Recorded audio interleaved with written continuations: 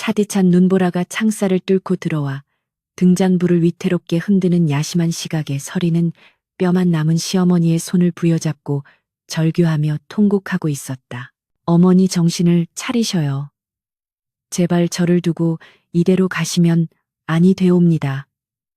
라고 외치는 서리의 목소리는 이미 갈라질 대로 갈라져 형체를 알아보기 힘들었으나 그녀의 손등 위로 떨어지는 눈물만큼은 뜨거운 열기를 품고 있었다. 죽음의 그림자가 짙게 드리워진 방 안에는 오직 가쁜 숨소리와 매정한 바람소리만이 가득했으며 시어머니는 초점 없는 눈으로 허공 바라보다가 갈라진 입술을 간신히 달싹이며 산딸기가 먹고 싶구나라는 도저히 믿기지 않는 간인픈 소망을 내뱉었다. 엄동설 안의 산딸기라니 그것은 꿈속에서도 이룰 수 없는 허황된 일이었으나 서리는 시어머니의 마지막 눈빛에 담긴 간절함을 외면할 수 없었기에 주저없이 자리에서 일어나 낡은 무명 저고리를 여미었다.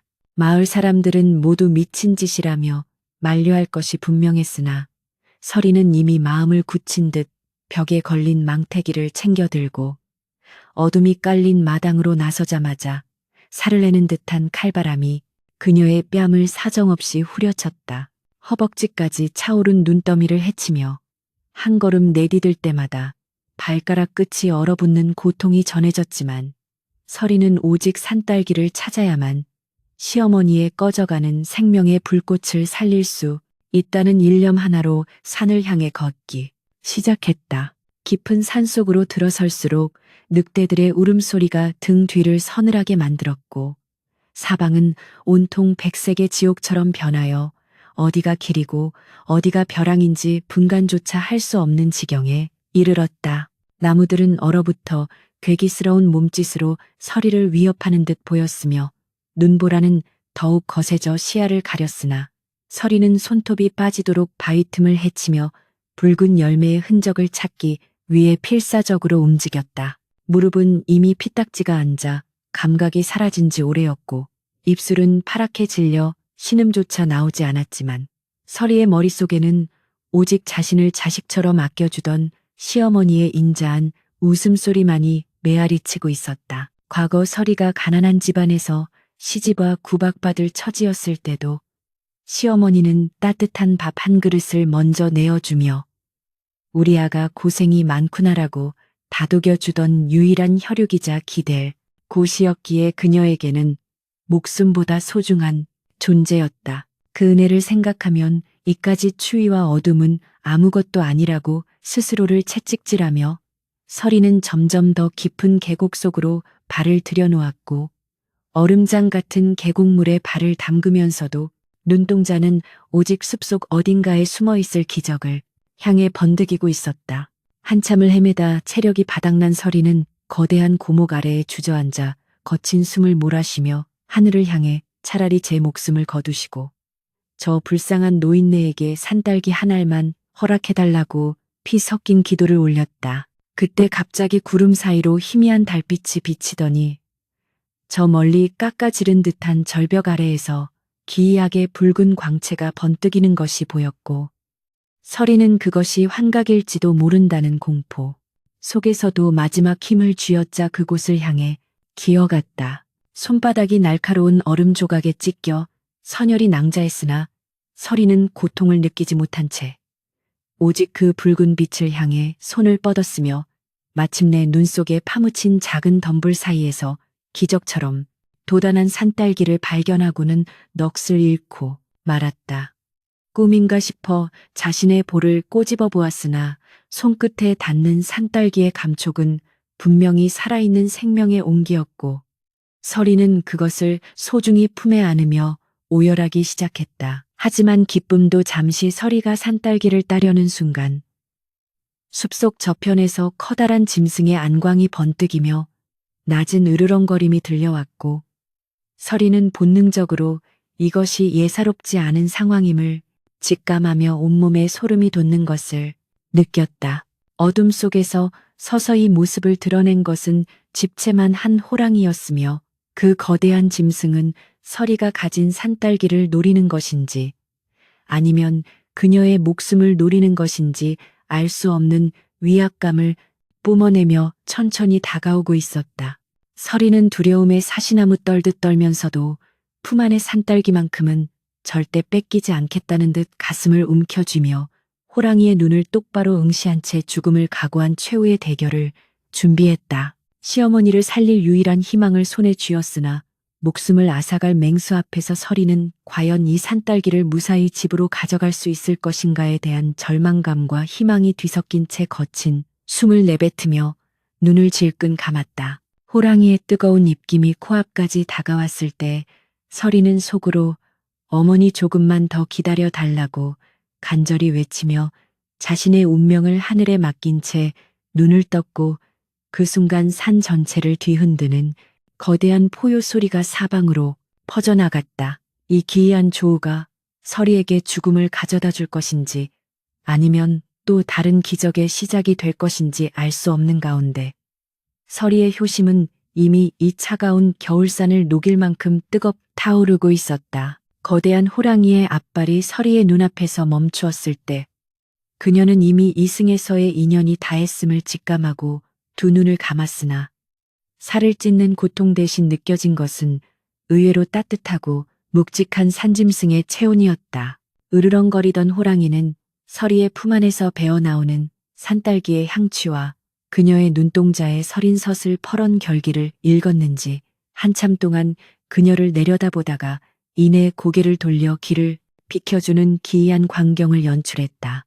서리는 이것이 산신령의 가호인지 아니면 자신의 지극한 효심에 짐승조차 감복한 것인지 알 수 없었으나 떨리는 다리를 이끌고 다시금 눈 쌓인 산비탈을 내달리기 시작했다. 하지만 산을 내려가는 길은 올라올 때보다 수만 배는 더 고통스러웠으며 이미 감각이 마비된 발가락은 얼음장 같은 눈에 닿을 때마다 칼로 베이는 듯한 통증을 유발하여 그녀를 몇 번이고 쓰러지게 만들었다. 서리가 산딸기를 구하러 사라진 사이 마을 어귀에 쓰러져가는 초가집에서는 마을 사람들이 모여 혀를 차며 죽어가는 시어머니의 곁을 지키고 있었으나 그들의 눈빛에는 슬픔보다는 비난과 체념이 더 짙게 깔려 있었다. 저 미련한 것이 미치지 않고서야 이 추위에 어찌 산딸기를 구하러 간단 말이냐며 쑥덕거리는 소리가 문틈으로 새어 들어왔고 방 안의 시어머니는 초점 잃은 눈으로 문방만을 바라보며 서리의 이름을 나직이 부르고 있었다. 마을에서 제일 가는 부자이자 탐욕스럽기로 소문난 박찬봉은 이 기회를 틈타 서리의 남편이 남긴 작은 밭대기라도 가로챌 심산으로 상례 준비를 서두르라며 종들을 시켜 마당에 거적대기를 깔게 하는 만행을 저지르고 있었다. 박찬봉의 횡포는 예전부터 유명했으나 서리의 집안이 워낙 가난하고 기댈 곳 없는 처지였기에 누구 하나 나서서 그의 아나무인 격인 행동을 제지하는 사람이 없었다. 서리는 산에서 내려오던 중 가파른 빙판길에서 미끄러져 수십 길 낭떠러지로 굴러떨어질 뻔했으나 필사적으로 소나무 뿌리를 움켜쥐어 목숨을 건졌고 그 와중에도 품 안에 산딸기가 으깨질까봐 가슴팍을 더 세게 움켜쥐었다. 찢어진 옷 사이로 스며드는 한기는 뼈마디를 훑고 지나갔으며 서리의 입에서는 허연 김이 끊임없이 뿜어져 나왔으나 그녀의 마음속에는 시어머니의 마른 입술에 산딸기즙을 흘려 넣어주는 상상만이 가득했다. 만약 내가 여기서 쓰러진다면 어머니는 평생의 마지막 소원도 이루지 못한 채 눈을 감으시겠지라는 생각이 들자 서리는 손톱이 다 뒤집어지는 줄도 모르고 다시 눈벽을 기어올라 마을을 향해 한 걸음 한 걸음 전진했다. 그녀가 지나는 자리마다 눈 위로 붉은 핏방울이 점을 찍듯 남았으나 서리는 그것이 자신의 피인지 산딸기의 빛깔인지 구분할 겨를도 없이 오직 집을 향한 집념만으로 움직였다. 마을 어귀에 다다랐을 때 서리의 몰골은 이미 사람의 형상이라 하기 어려울 정도로 처참했으나 그녀를 발견한 동네 여인들은 비명을 지르며 뒤로 물러났고 박찬봉은 웬 거지가 나타났느냐며 몽둥이를 휘두르려 했다. 서리는 박찬봉의 매질을 등 뒤로 맞으면서도 굴하지 않고 안방을 향해 기어갔으며 입안에 가득 고인 피를 삼키며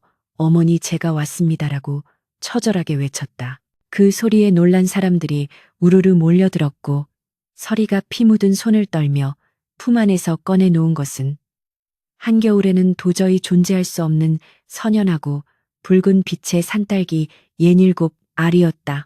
방 안을 가득 채운 산딸기의 향긋하고도 달콤한 냄새에 사람들은 넋을 잃고 자리에 얼어붙었으며 박찬봉조차 들고 있던 몽둥이를 떨어뜨릴 만큼 그 광경은 신비롭고도 경건했다. 시어머니는 문이 열리고 서리가 들이민 산딸기를 보자마자 기적처럼 눈을 번쩍 떴으며 떨리는 손으로 서리의 피투성이가 된 얼굴을 어루만지며 이 아가 네가 정말로 이것을 구해왔단 말이냐라며 통곡을 터뜨렸다. 서리는 대답할 기운조차 남아있지 않아 시어머니의 무릎에 머리를 기댄 채 산딸기를 입가에 가져다 대어드렸고 시어머니가 그것을 한 알 씹어 삼키는 순간 방 안에는 환한 빛이 감도는 듯한 착각마저 들었다.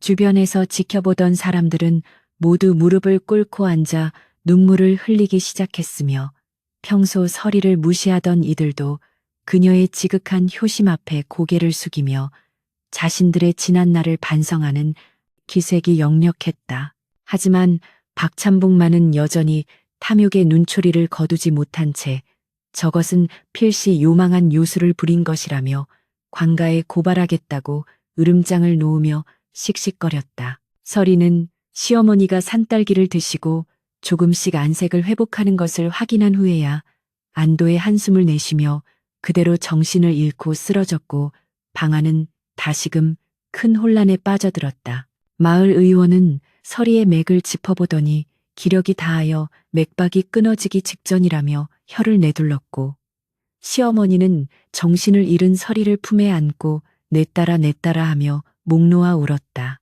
한겨울에 산딸기를 구한 기적 뒤에는 한 여인의 목숨을 건 희생이 있었음을 깨달은 마을 사람들은 앞다투어 자신들의 집에서 귀한 약재와 택감을 가져와 서리의 방을 데우기 시작했다.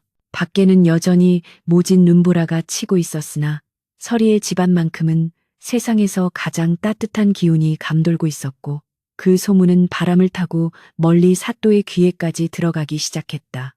의식을 잃고 쓰러진 서리의 안색은 창백하다 못해 푸른 빛을 띠었으나 그녀를 지극정성으로 보살피는 시어머니의 손길은 단 한순간도 멈추지 않았으며 마을 사람들은 이 기이한 광경을 보기 위해 문전성시를 이루었다. 며칠이 지나 서리가 간신히 눈을 떴을 때 그녀가 마주한 것은 자신을 향해 삿대질하던 박찬봉의 관가 고발 소식이었으며 그는 서리가 산에서 귀신과 결탁하여 요술을 부려 계절에 맞지 않는 열매를 가져왔다고 주장하며 마을을 소란케 했다. 사또는 한겨울에 산딸기가 났다는 보고를 처음에는 믿지 않았으나 박찬봉의 집요한 부추김과 민심의 동요를 잠재우기 위해 결국 서리와 시어머니를 관가로 압송하라는 명을 내렸다. 몸도 채 추스르지 못한 서리는 포졸들에게 이끌려 차가운 바닥에 무릎을 꿇게 되었으며 그녀의 곁에는 여전히 기력이 쇠한 시어머니가 떨리는 몸으로 함께 앉아 사또의 준엄한 신문을 기다려야만 했다. 사또는 엄한 표정으로 서리를 내려다보며 대관절 사람의 힘으로 어찌 동지달 눈더미 속에서 붉은 산딸기를 구할 수 있단 말이냐며 사실대로 고하지 않으면 엄벌에 처하겠다고 호통을 쳤다. 서리는 바닥에 머리를 조아리며 소인은 그저 어머니의 마지막 소원을 들어드리고자 하는 마음뿐이었으며 산신령님이 도우셨는지 눈 속에서 빛나는 열매를 발견했을 뿐 요술은 결코 아니옵니다라고 눈물로 호소했다. 옆에서 이를 지켜보던 박찬봉은 가당치도 않은 거짓말이라며 전혀는 분명 산속의 요물과 정을 통하거나 부적을 써서 하늘의 순리를 어지럽힌 것이니 당장 주리를 틀어 자백을 받아내야 한다고 사또의 옆에서 끊임없이 이간질했다. 사또는 박찬봉의 말에 잠시 흔들리는 듯했으나 서리의 손동작을 유심히 살피다가 그녀의 손가락 끝이 온통 얼어터지고 손톱이 다 빠져 진물이 흐르는 것을 발견하고는 깊은 생각에 잠겼다. 정말로 요술을 부린 자라면 어찌 저토록 처참한 육신의 고통을 고스란히 짊어지고 있겠느냐는 의구심이 사또의 머릿속을 스쳤으나 관례에 따라 증거를 보이라는 압박은 계속되었다. 그때 광가마당으로 마을의 노인들이 하나둘 모여들더니 서리의 효행은 마을 사람들이 다 아는 사실이며 그녀가 산으로 향하던 날 밤에 눈보라는 짐승조차 얼어 죽을 위세였다고 서리의 결백을 증언하기 시작했다. 박찬봉은 마을 사람들에게 호통을 치며 내 놈들이 저 요녀의 늪에 빠져 사또를 기만하려 드느냐고 소리를 질렀으나 노인들은 굴하지 않고 서리가 평소 시어머니를 위해 행했던 수많은 선행을 낱낱이 열거했다. 서리는 자신을 위해 나서준 이웃들의 모습에 감동하여 소리 없이 눈물을 흘렸으며 시어머니는 사또를 향해 이 모든 것이 제 못난 노욕 때문이니 죄가 있다면 저를 벌하시고 효성, 지극한 며느리는 살려달라고 통곡했다. 사또는 사건의 진상을 확인하기 위해 직접 서리가 산딸기를 땄다는 장소로 포졸들을 보내 조사하게 했으며 그 과정에서 서리의 발자국이 남긴 핏자국과 호랑이의 거대한 발자국이 나란히 찍힌 흔적을 발견했다는 보고를 받았다. 호랑이가 해치지 않고 길을 내주었다는 보고에 관아는 술렁이기 시작했고 사또는 이것이야말로 하늘이 내린 증거라 생각하여 박찬봉의 고발이 무고임을 직감했다. 하지만 박찬봉은 끝까지 포기하지 않고 그것은 호랑이가 아니라 둔갑한 괴물일 것이라며 억지를 부렸고 급기야 사또에게 뇌물을 바쳐 서리를 유배 보내려 획책했다. 그러나 사또는 강직한 성품의 소유자였기에 박찬봉의 검은 속내를 이미 꿰뚫어 보고 있었으며 오히려 박찬봉의 재산 목록을 조사하여 그가 가난한 백성들을 수탈한 정황을 잡아내기 시작했다. 상황이 급변하자 박찬봉은 사색이 되어 달아나려 했으나 이미 관아의 포졸들이 그의 앞길을 막아섰고 사또는 서리에게 네 효심이 짐승을 감복시키고 하늘을 움직였으니 이는 마땅히 칭송받아야 할 일이다라고 선포했다. 사또는 서리의 상처를 치료할 약재와 시어머니의 기력을 보충할 쌀을 하사하며 박찬봉의 수탈로 고통받던 마을 사람들에게 그의 곳간을 열어 나누어 주라는 명을 내렸다. 박찬봉은 결국 자신의 탐욕 때문에 스스로 무덤을 판 꼴이 되어 옥에 갇히게 되었으며 마을 사람들은 만세를 부르며 사또의 현명한 판결과 서리의 효심에 찬사를 보냈다. 서리는 억울한 누명을 벗고 시어머니와 함께 집으로 돌아갈 수 있게 되었으나 그녀의 마음 한구석에는 여전히 그날 밤 산속에서 만났던 호랑이의 슬픈 눈망울이 잔상처럼 남아 있었다. 집으로 돌아오는 길에 서리는 자신을 비웃던 사람들의 눈빛이 존경으로 바뀐 것을 느꼈으나 그녀는 그저 시어머니를 업고 묵묵히 걸을 뿐이었으며 집마당에 도착하자마자 다시 한번 자리에 주저앉아 감사의 기도를 올렸다. 이제 마을에는 서리를 요녀라 부르는 사람은 아무도 없었으며 오히려 아이들에게 효도의 본보기로 서리의 이야기를 들려주는 노인들이 늘어나기 시작했다. 시어머니는 서리의 손을 꼭 잡으며 아가 네가 나를 살린 것이 아니라 네 고운 마음이 이 세상을 밝힌 것이라며 다독였고 두 사람의 눈에는 다시금 희망의 빛이 서리기 시작했다. 그러나 이 평화로운 순간에도 산 저편에서는 여전히 차가운 바람이 불어오고 있었으며 서리의 효행이 가져올 더 큰 변화가 마을 전체를 기다리고 있었다. 관가에서의 소동이 일단락된 후 서리의 집 앞에는 사또가 보낸 하사품이 산더미처럼 쌓였으나 그녀는 그 화려한 비단이나 쌀 가마니보다 시어머니의 마른 뺨에 다시금 도는 핏기를 보며 비로소 안도의 숨을 내쉬었다. 하지만 옥에 갇힌 박찬봉은 끝내 자신의 잘못을 뉘우치지 못하고 한양에 있는 권세가 친척에게 서신을 보내 서리가 민심을 현혹하여 사또와 결탁했다는 허위 사실을 유포하며 마지막 반격을 꾀하고 있었다. 박찬봉의 사주를 받은 고을의 일부 건달들은 야심한 밤을 틈타 서리의 집에 불을 지르려 획책하며 어둠 속에서 횃불을 치켜들었으나 그들이 마당에 발을 들이는 순간 산 전체를 뒤흔드는 거대한 호랑이의 포효 소리가 다시금 울려 퍼졌다. 건달들은 혼비백산하여 횃불을 내팽개치고 달아났으며 마을 사람들은 이 기이한 현상이 서리의 효심을 지키기 위한 산신령의 호의라 믿으며 그녀를 더욱 경외하게 되었다. 다음 날 아침 서리는 마당에 떨어진 횃불 흔적을 발견하고 가슴을 쓸어내렸으나 그녀는 보복에 대한 두려움보다 당장 시어머니에게 올릴 미음 한 그릇에 정성을 다하며 묵묵히 부엌일을 도맡아 나갔다. 이때 한양에서 내려온 암행어사가 고을의 소문을 듣고 정체를 숨긴 채 서리의 집을 방문하였으며 그는 가난하고 허름한 초가집에서 노모를 지극정성으로 봉양하는 서리의 실상을 눈으로 직접 확인하게 되었다. 암행어사는 서리에게 어찌하여 그토록 위험한 산에 들었느냐고 물었으며 서리는 어버이를 향한 자식의 도리는 목숨보다 소중한 것이니 만약 다시 그 상황이 온다 해도 저는 똑같은 길을 걸었을 것입니다라고 단호하게 대답했다. 그녀의 눈빛은 한 점 부끄러움 없이 맑았으며 암행어사는 그 청초하고도 강인한 기상에 감복하여 박찬봉이 보낸 모함 섞인 서신들을 모두 불태우고 대신 임금님께 올릴 상소문을 작성하기 시작했다. 박찬봉은 오간에서 자신의 친척이 해결해 주기만을 기다렸으나 오히려 암행어사의 출두와 함께 그의 과거 비리가 낱낱이 파헤쳐지며 가산이 정몰되고 평생 유배형에 처해지는 비참한 최후를 맞이하게 되었다.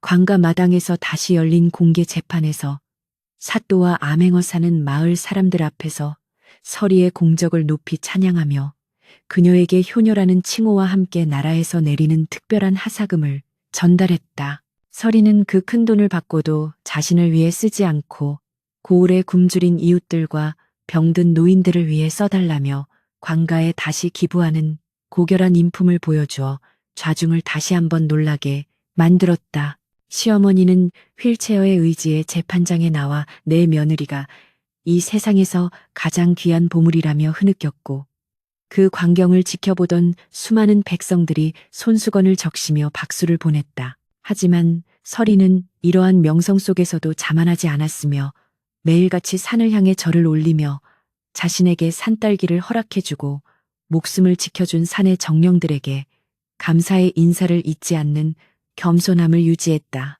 겨울이 지나가고 얼음 밑으로 물 흐르는 소리가 들려올 즈음 서리의 집 앞마당에는 기이하게도 눈 속에서 자라난 딸기나무 한 그루가 푸른 잎을 틔우기 시작하여 지나가는 이들의 발길을 멈추게 했다.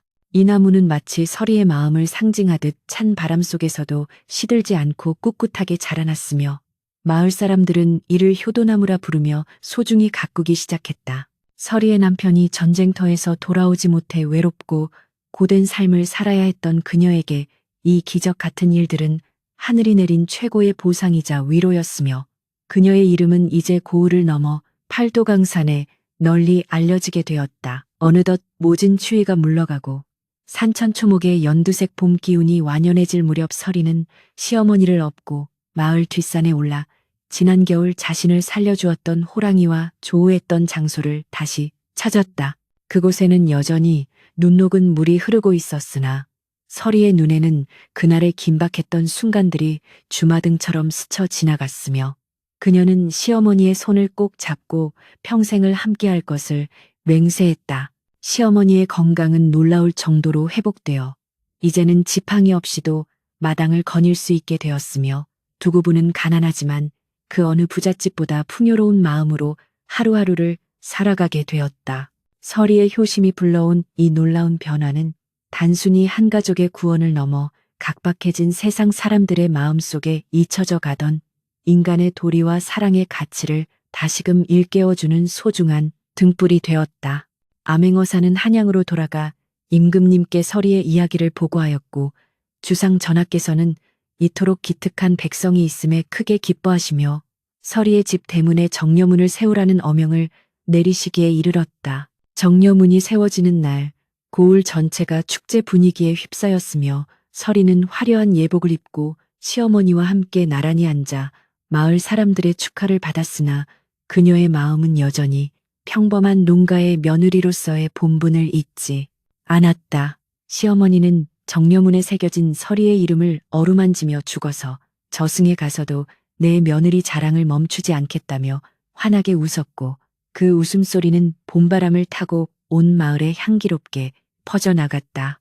이제 서리 앞에는 고난의 세월 대신 찬란한 빛만이 가득해 보였으나 그녀는 그 빛조차도 모두 어머니의 덕이라 돌리는 진정한 효심의 극치를 보여주며 감동의 막을 내릴 준비를 하고 있었다. 화창한 봄볕이 온 누리를 감싸 안고 만물이 소생하는 계절이 돌아오자 서리의 집마당에 세워진 붉은 정려문은 마을의 가장 눈부신 상징이 되어 오가는 길손들의 눈길을 사로잡았다.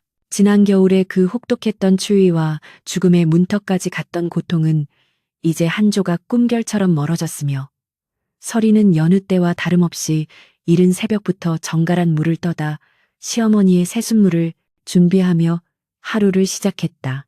시어머니는 이제 완연히 기력을 회복하여 마당 한편에 돋아난 파릇한 나물들을 손수 뜯을 정도로 건강해졌고 서리가 다가오면 언제나 세상에서 가장 인자한 미소로 내 딸아 이리 와서 좀 쉬려무나라고 말하며 그녀의 거칠어진 손을 따뜻하게 감싸 쥐었다. 마을 사람들은 이제 서리를 볼 때마다 예의를 갖추어 인사를 건넸으며 그녀의 효행은 고을의 전설이 되어 아이들이 흥얼거리는 노래 가사 속에도 담겨온 사방으로 널리 퍼져 나갔다. 임금님이 하사하신 쌀과 재물 덕분에 더 이상 끼니를 걱정할 필요가 없게 되었으나 서리는 여전히 근면함을 잃지 않고 남은 재산을 모아 마을에 홀로 된 노인들과 부모 없는 아이들을 위한 작은 배움터를 세우는데 정성을 쏟았다. 그녀는 자신이 겪었던 그 참담한 가난과 절망의 순간들을 잊지 않았기에 이웃의 슬픔을 내 몸의 아픔처럼 여겼고 서리의 진심 어린 행보는 마을 전체를 화합과 사랑의 공동체로 변화시키는 놀라운 기적을 다시 한번 일궈냈다. 한때 그녀를 시기하고 요녀라 부르며 손가락질하던 이들도 이제는 서리의 발치에 머리를 조아리며 지난날의 과오를 뉘우쳤고 서리는 그들을 원망하기보다 오히려 따뜻한 밥 한 그릇을 대접하며 용서의 미덕을 몸소 보여주었다.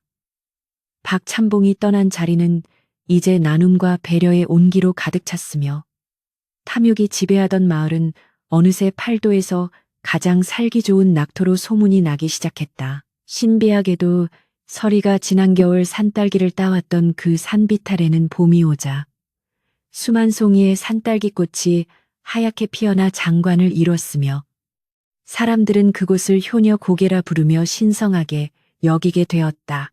서리는 가끔 시어머니와 함께 그 언덕에 올라가 산 아래를 내려다보며 자연이 주는 무한한 은혜에 감사를 표했고 그럴 때마다 숲속 깊은 곳에서 황금빛 털을 가진 거대한 호랑이가 나타나 멀리서 그녀를 지켜보다가 사라지곤 했다. 시어머니는 그 호랑이가 우리 서리를 지켜주는 수호신이 분명하다며 두 손을 모아 빌었고 서리 역시 그 짐승의 눈빛 속에서 그날 밤 자신을 살려주었던 자비로운 산신의 숨결을 느끼며 깊은 평온함에 젖어들었다.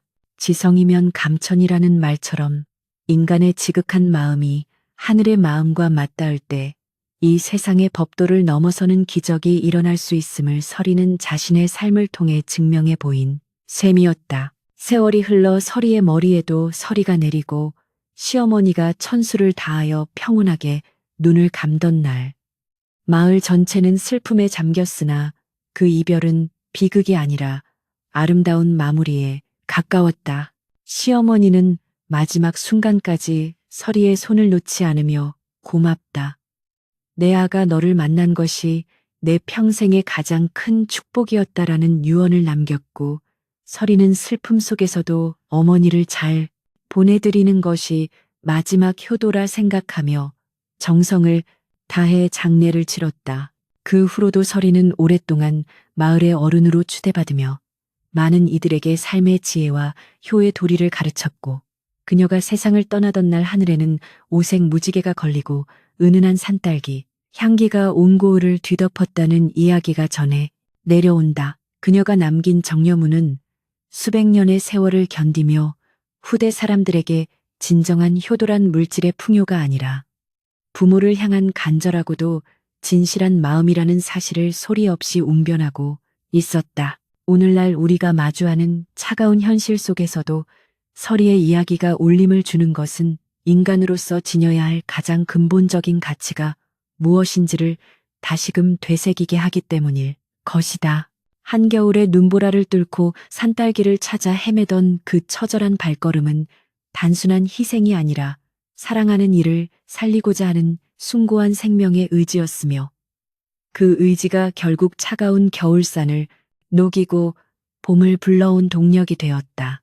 인과응보는 반드시 존재하며 진심을 다해 행하는 선업은 결코 헛되지 않아 언젠가는 반드시 꽃을 피우고 열매를 맺는다는 진리를 우리는 이 이야기를 통해 가슴 깊이 새기게 된다. 서리와 시어머니가 나누었던 그 따뜻한 정은 시공간을 초월하여 오늘을 사는 우리들에게도 따스한 위로와 용기를 건네며 우리 마음속에 잠자고 있는 효심의 불꽃을 다시금 지피고 있다. 저 멀리 효녀 고개에서 불어오는 바람에는 여전히 달콤한 산딸기 향기가 실려 있는 듯하고 눈을 감으면 피투성이가 된 발로 눈밭을 기어가면서도 미소 짓던 서리의 모습이 선연하게 떠오른다. 지극하면 통하고 정성을 다하면 하늘도 움직인다는 그 평범하지만 위대한 진리를 품고 우리는 각자의 삶에서 또 다른 서리가 되어 주변을 밝히는 등불이 되어야 할 것이다.